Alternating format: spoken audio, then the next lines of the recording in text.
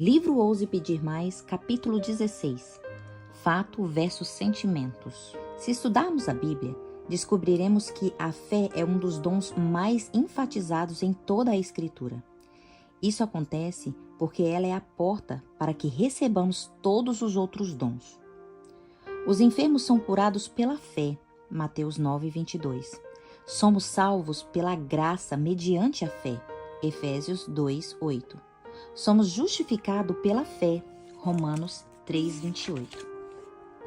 Quando baseamos a fé em fatos, temos um alicerce firme para resistir qualquer tempestade. O sentimento, em contrapartida, vacila o tempo todo, pois é fundamentado em nossas experiências pessoais, emoções constantes, ansiedades, nossas letargias espirituais e nossa oração não respondida. Em vez de consultar a palavra de Deus para tomar decisões, os sentimentos se aconselham com o eu, com a sabedoria mundana, com os amigos céticos e com experiências cristãs improdutivas do passado. Quando baseamos a fé em sentimentos que vão e vêm, é como se estivéssemos construindo nossa casa sobre areia, ou seja, qualquer tempestade que aparecer conseguirá derrubá-la. Quando os sentimentos lideram o caminho, seja em forma de êxtase ou de apatia, a fé sempre fica para trás. Alguns consideram que as emoções acaloradas são evidências de fé, mas a fé não é uma mera sensação que você obtém quando pensa em algo que espera ou em alguma coisa que Deus poderia fazer. A fé deve ser enraizada nos fatos imutáveis da palavra de Deus, não em nossas emoções instáveis. A fé aceita Deus como Ele é em sua palavra, com ou sem sentimentos. É a certeza das coisas que se esperam e a convicção de fatos que não se veem. Hebreus 11:1. Quando nos aproximamos do Senhor em busca de sabedoria e graça, não devemos olhar para nós mesmos a fim de ver se Ele nos deu sentimento especial como garantia de que cumpriu a sua palavra. O sentimento não é critério. Grandes males sucederam quando cristãos seguiram as emoções. Como eu sei que Jesus ouve as minhas orações? Sei por causa das promessas que Ele me deixou. Cristo diz que ouve as necessidades quando clamam a Ele, e eu creio em sua palavra. Com muita frequência, porém, nossas orações são maculadas por frieza e apostasia. Aqueles que não negam o eu nem levam a cruz de Cristo não têm coragem de se aproximar de um Deus que sonda o coração. Precisamos aprender a viajar em oração e a ser insistente. Devemos nos acostumar a buscar orientação divina por intermédio da oração. Necessitamos aprender a confiar naquele que é nosso socorro. Nossos desejos devem repousar em Deus. Nossa alma deve buscá-lo em uma atitude constante de súplica. Depois de apresentar nossos pedidos uma vez, não devemos abandoná-lo, mas dizer como Jacó, quando lutou com um anjo a noite inteira: não te deixarei ir, até me abençoares.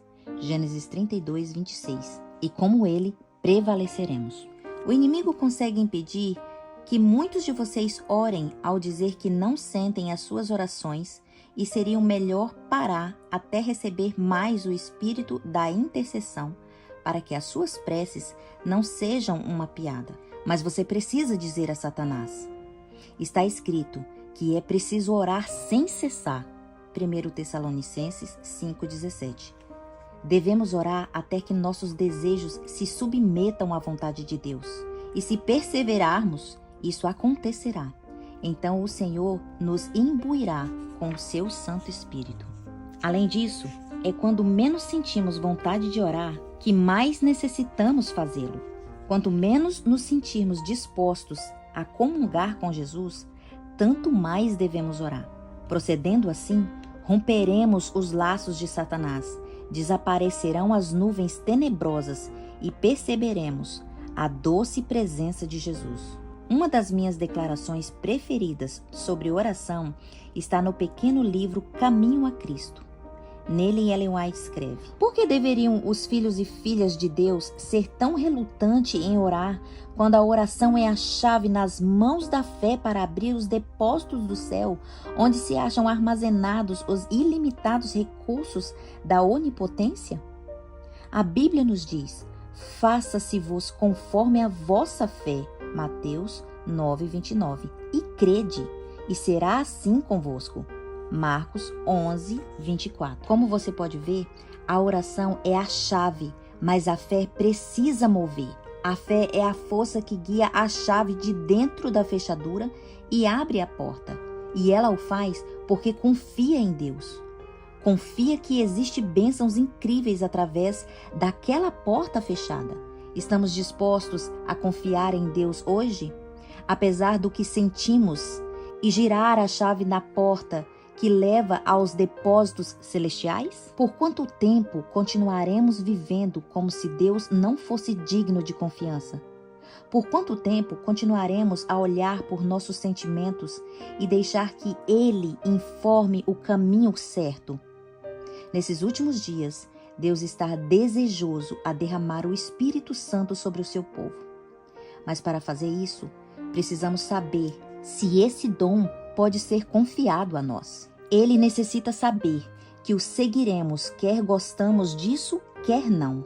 Pois quando o diabo encontra pessoas dispostas a seguir a Jesus Cristo, quer sintam vontade, quer não, ele sabe que seus dias estão contados. A fé pode ser definida em várias maneiras, mas para resumi-la da melhor maneira, é simplesmente isto: confiança ousada, audaciosa e inflexível, inabalável e irrecusável em Deus, em sua palavra e em sua capacidade de cumprir aquilo que prometeu, mesmo que ainda não tenhamos visto isso acontecer.